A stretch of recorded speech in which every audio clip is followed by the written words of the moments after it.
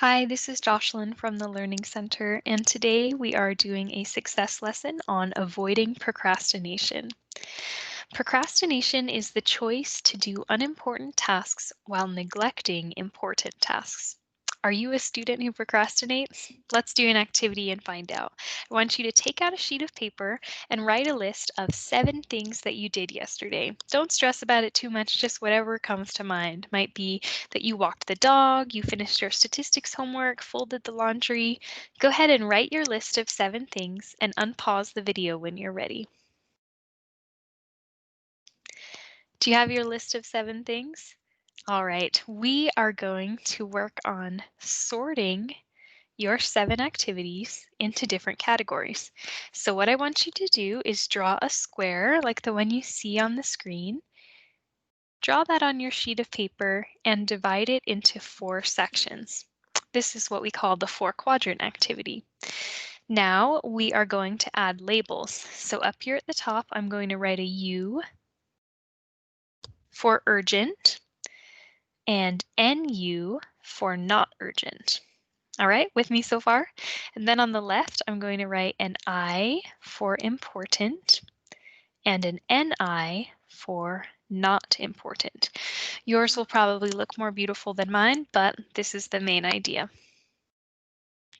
Now, we are going to sort the actions that you did yesterday in terms of importance and urgency. And I can't tell you what those are. That's very personal. You can determine the importance and urgency of your actions based on what helps you achieve your goals and the time restraints that you had. So let's look at some examples here of what these quadrants mean.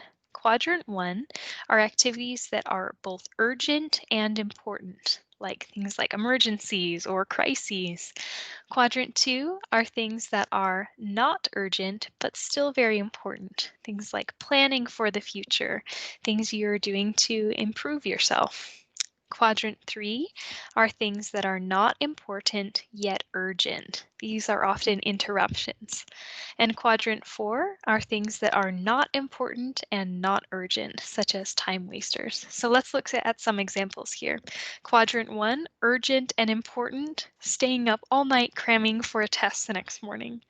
Quadrant 2, important and not urgent, creating a study group the first week of the semester. Super important, but you're not rushed to do it. Quadrant 3, not important but urgent, attending a hastily called meeting that has nothing to do with your goals. Sort of an interruption. And quadrant 4, not important and not urgent, mindlessly watching television until 4 a.m. So go ahead with your list and sort these into the 4 quadrants and unpause the video when you're ready. As a student, where do you want to spend the majority of your time? For me, I find most success when I'm spending the majority of my time in quadrant 2 on activities that help me plan for the future and activities that are important to my day, but that I have plenty of time to do. Of course, it's important for you as a student to have some time wasters, some time to relax, but you definitely want to make sure that most of your time is being spent in quadrant 2 and not in quadrant 4 or rushing to do everything like in quadrant 1. So as you look at your list, are you spending enough time on activities that help you achieve your goals? Here are some more tips that can help you fight procrastination. The first is to pick your poison. You can't accomplish everything at once, so as you think of your to-do list for the day, focus on one thing at a time. The next tip to fight procrastination is called the 5-minute miracle. I often find the hardest part of a project is starting.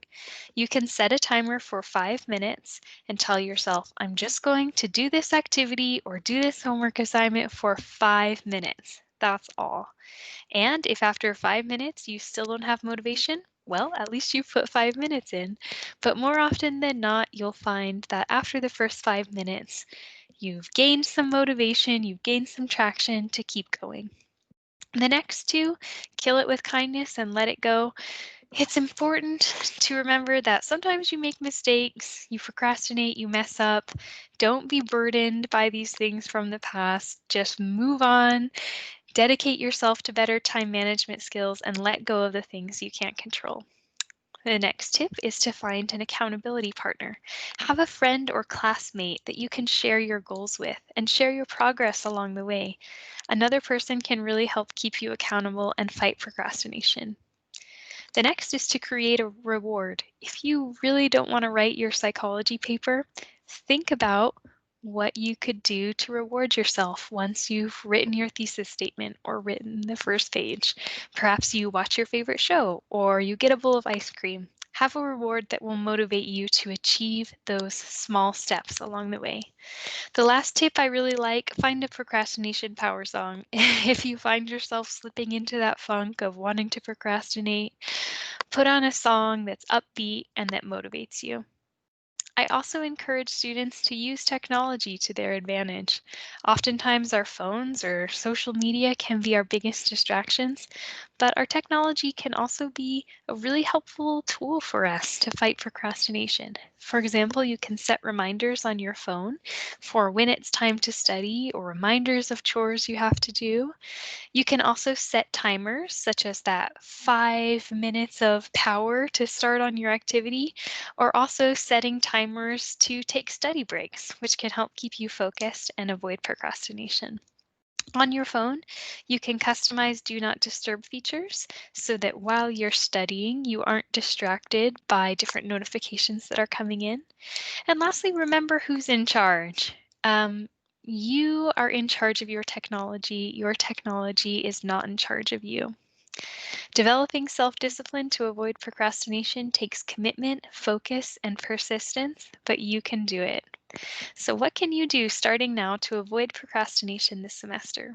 If you want to talk about any of these tips more in depth, or you want to work on content from your courses with learning assistants, feel free to reach out to the Learning Center or access the Learning Center's online resources. Thank you.